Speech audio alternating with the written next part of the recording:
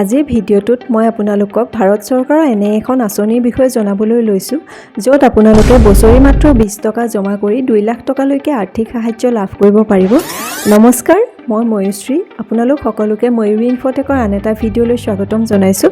হয়, মই প্ৰধানমন্ত্ৰী সুৰক্ষা বীমা যোজনা এই আঁচনিখনৰ বিষয়ে জনাবলৈ লৈছোঁ। এইখন এখন এক্সিডেণ্টেল ইঞ্চুৰেঞ্চ পলিচি হয়।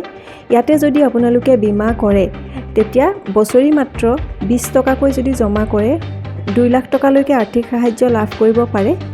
ইয়াৰ সুবিধা ইতিমধ্যে যথেষ্ট সংখ্যক লোকে লৈছে আৰু আপোনালোকেও বৰ্তমান এপ্লাই কৰি ল'ব পাৰে, আবেদন কৰিব পাৰে এইখন আঁচনি। ইয়াৰ বাবে আপোনালোকৰ যিকোনো এটা বেংকত বা পোষ্ট অফিচত এটা ছেভিংছ একাউণ্ট থাকিব লাগিব, লগতে আধাৰ কাৰ্ড, পেন কাৰ্ড থাকিব লাগিব। আপোনালোকে আৰু বেংকৰ হোম ব্ৰাঞ্চত গৈ আবেদন কৰিব পাৰিব।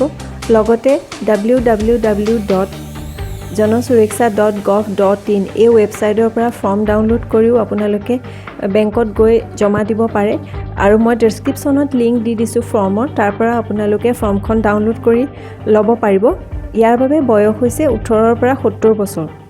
এই বয়সৰ লোকসকলে এই আঁচনিখনত আবেদন কৰিব পাৰিব। এই আঁচনিখনৰ যোগেদি যদি কোনো লোকৰ এক্সিডেণ্টত ডেথ হয় বা সম্পূৰ্ণৰূপে বিকলাংগ হয় তেতিয়া 2 লাখ টকালৈকে আৰ্থিক সাহায্য লাভ কৰে তেওঁৰ নমিনীয়ে, আৰু যদি আংশিকভাৱে বিকলাংগ হয় তেতিয়া 1 লাখ টকাৰ আৰ্থিক সাহায্য লাভ কৰে।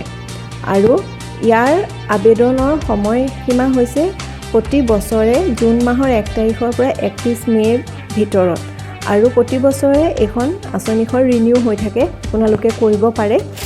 আৰু এখন ফৰ্মখন হৈছে ইয়াতে আপোনালোকে পাৰ্চনেল ডিটেইলছ কিছুমান ফিল আপ কৰিব লাগে। ইয়াতে আছে, ইয়াতে দেখিছে আপোনালোকে ইয়াতে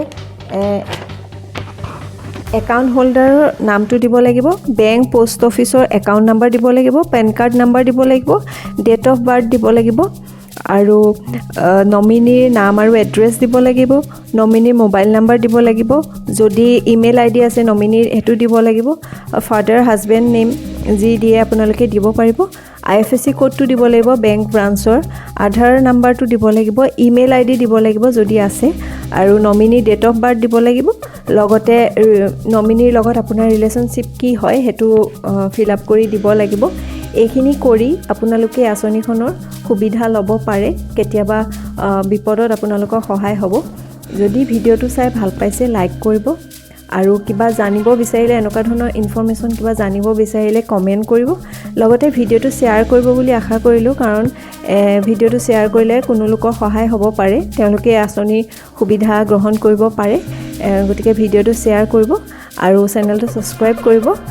আজিৰ বাবে ইমানেই। Thank U.